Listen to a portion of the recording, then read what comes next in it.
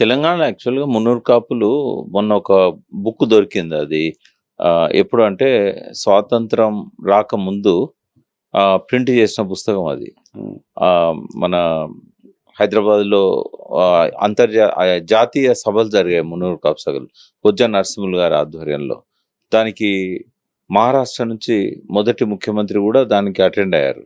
అయితే అందులో చూస్తే ఏముందంటే 1930, 35 నాటికే 35 లక్షల జనాభా 300 కాపులదుంది తెలంగాణ ప్రాంతంలో అని రాసింది. కానీ ఈ ప్రభుత్వం ఏమో 70, 80 ఏళ్ల తర్వాత దాదాపు 90 ఏళ్ల తర్వాత ఇవాళ ఎంత చెప్తుంది? 13 లక్షలని చెప్తుంది. 3.5% ఇవాళ పొద్దున్నే నేను మన భూపాలపల్లి జిల్లా అధ్యక్షులు 300 కాపు సంఘం సంపత్ గారు ఒక రిపోర్ట్ పంపించారు. ఆ రిపోర్ట్ ఏందంటే భూపాలపల్లి జిల్లా వ్యాప్తంగా ఎంతమంది ఉన్నారు 300 కాపులు, భూపాలపల్లి నియోజకవర్గంలో ఎంతమంది ఉన్నారు.